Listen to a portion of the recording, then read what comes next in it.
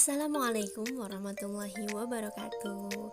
Kembali lagi bersama saya Putri Ramadhani dengan NIM 401200099. Di sini kali ini saya akan menjelaskan tentang bunga bagi hasil dan margin. Oke, sebelum itu kita harus tahu apa sih pengertiannya. Yang pertama yaitu bunga. Bunga adalah balas jasa yang diberikan oleh pihak bank konvensional untuk nasabah yang memiliki simpanan dan harus dibayarkan nasabah yang memiliki pinjaman kepada bank. Bunga sering dikaitkan dengan istilah riba. Kita perlu tahu ya, apa itu riba.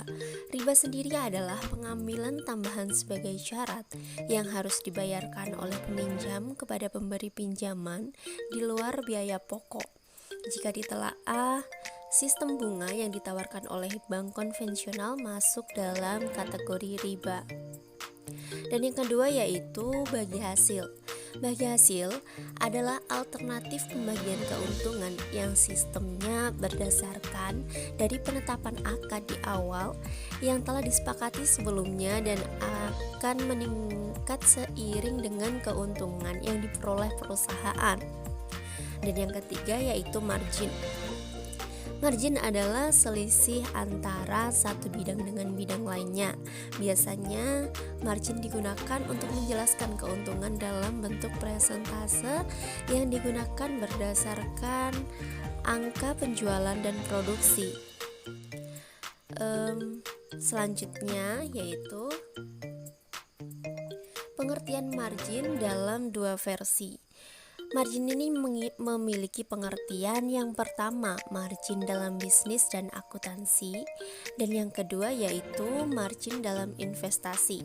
Kita jelaskan satu persatu mengenai margin.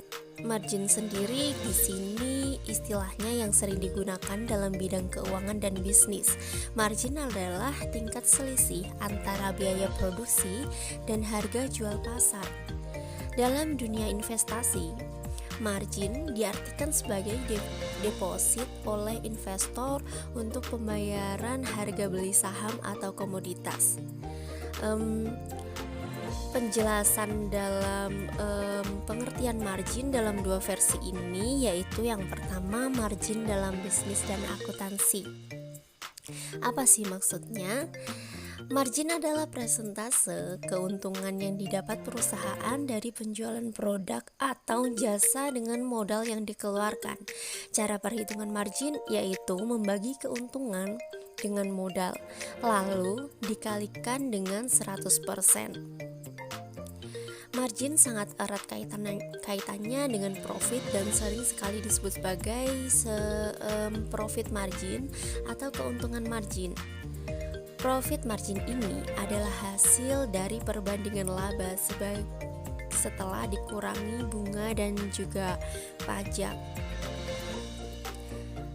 Selanjutnya yaitu margin dalam investasi.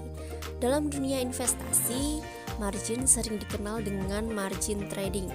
Margin trading memiliki arti fasilitas pinjaman yang diberikan oleh broker kepada perusahaan sekuritas kepada investor pemberi rekening efek, sehingga investor mendapat kesempatan untuk bertransaksi saham melebihi dari modal yang dimiliki. Di dunia investasi terdapat dua jenis margin, yaitu margin call dan margin account. Artinya, yang pertama dari margin call adalah suatu pemberitahuan dari broker investasi kepada investor untuk menambah modal ke rekening efek investor tersebut. Pada umumnya, notifikasi yang diberikan bila terdapat pergerakan harga yang berpotensi merugikan atau floating loss.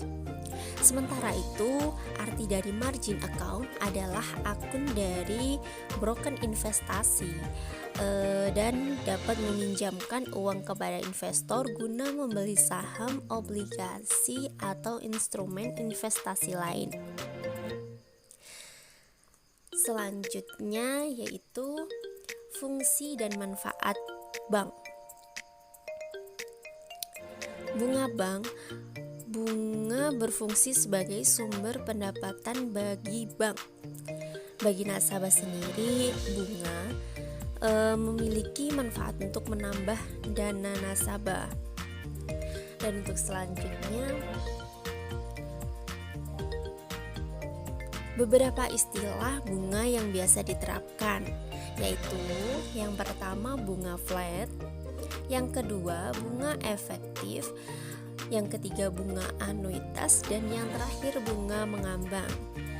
Yang pertama yaitu bunga flat. Bunga flat yaitu bunga yang sistem pembayaran utang pokok dan bunga kredit jumlahnya akan sama setiap bulannya. Perhitungan ini berdasarkan presentasi bunga dikalikan pokok pinjaman awal. Bunga flat biasanya digunakan untuk pinjaman jangka pendek dan kredit kendaraan. Yang kedua, bunga efektif. Bunga efektif adalah besar bunga dihitung berdasarkan nilai pokok yang belum dibayar dan dilakukan setiap akhir periode angsuran. Nilai bunga yang dibayar akan semakin mengecil sehingga angsuran per bulan juga semakin menurun. Namun, tidak berarti bunga efektif akan lebih rendah dari bunga flat. Bunga efektif biasanya diberlakukan untuk kredit jangka panjang sehingga jumlahnya biasanya lebih besar dari bunga flat. Dan yang ketiga yaitu bunga anuitas. Pada bunga ini, porsi bunga dan pokok utang akan berubah setiap periodenya. Namun angsurannya tetap sama.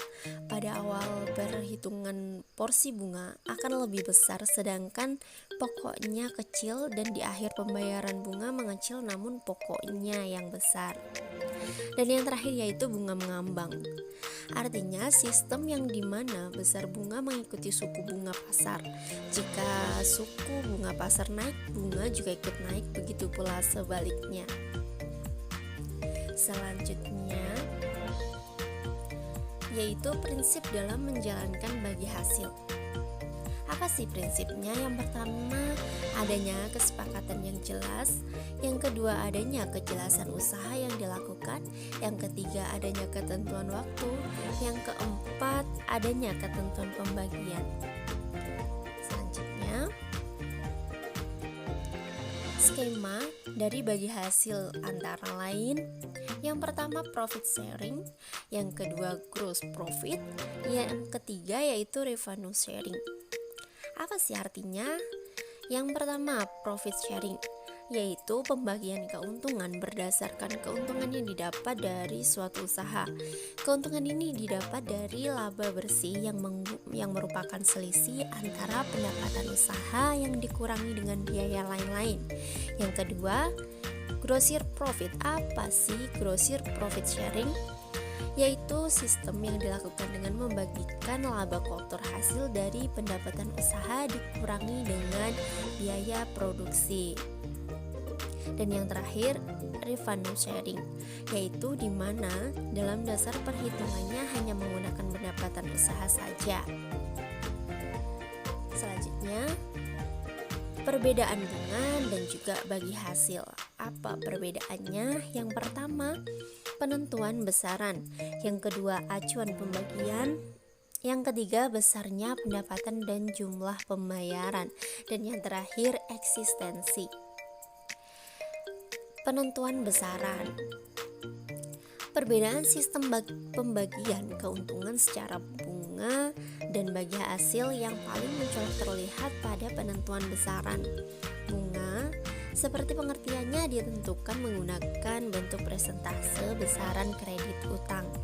Sedangkan bagi hasil ditentukan menggunakan rasio atau perbandingan terhadap keuntungan usaha yang dibiayai dari kredit tersebut.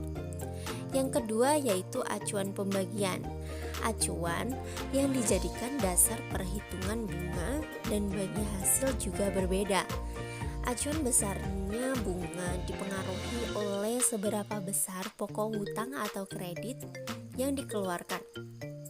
Sedangkan acuan bagi hasil, yaitu menggunakan rasio seberapa besar keuntungan yang dibiayai oleh kredit tersebut.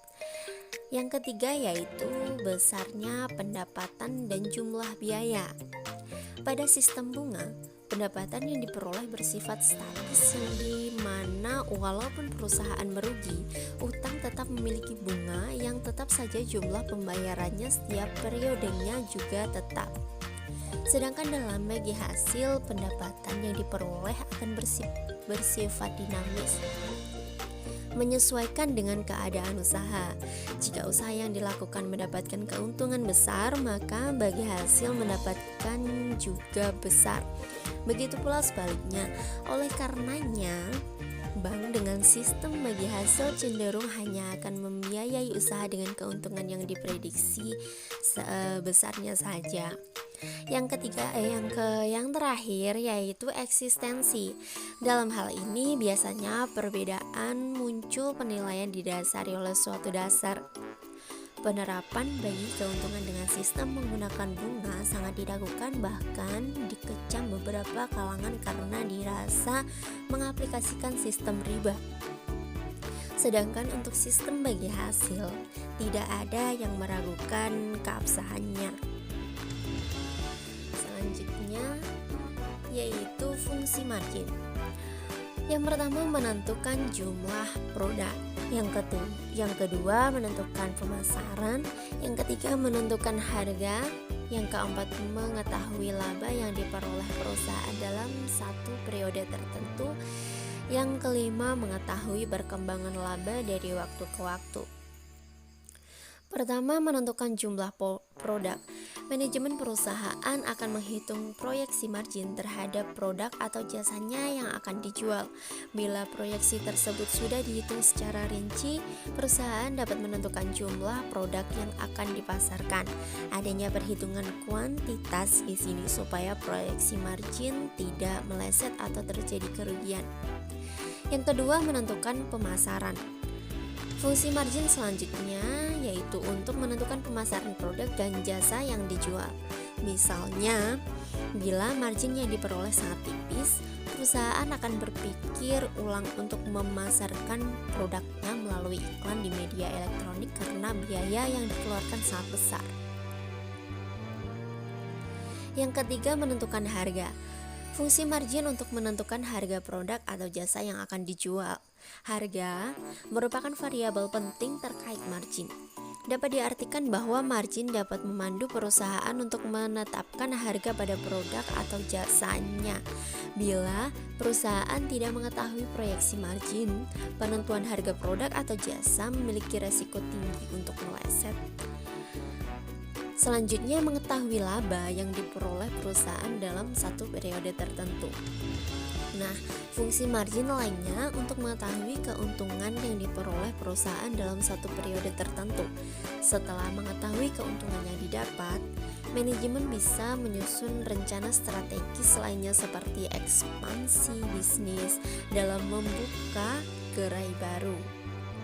Dan yang terakhir, mengetahui perkembangan laba dari waktu ke waktu.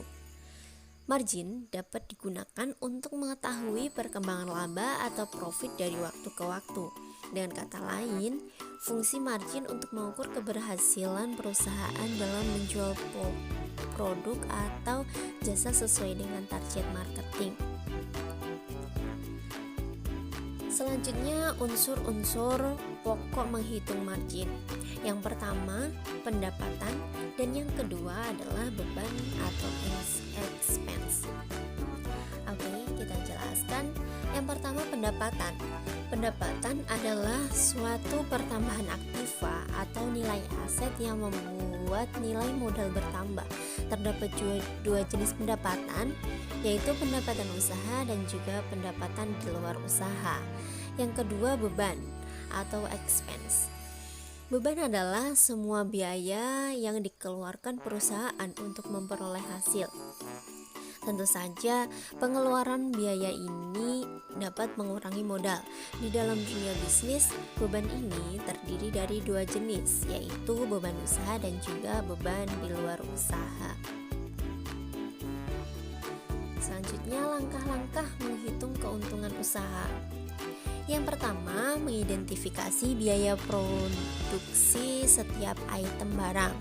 Yang kedua, menyusun laporan laba rugi. Dan yang ketiga, menghitung semua biaya pembentukan harga pokok penjualan atau HPP. Yang keempat, identifikasi saldo persediaan awal dan akhir. Yang kelima, menghitung penjualan bersih. Yang pertama, mengidentifikasi biaya produksi setiap item barang. Langkah awal yang harus dilakukan dengan mengidentifikasi item biaya produksi secara detail dan menghitung catatan biaya dari setiap alur selama proses produksi berlangsung. Jenis biaya produksi yaitu antara lain biaya tetap atau fixed cost.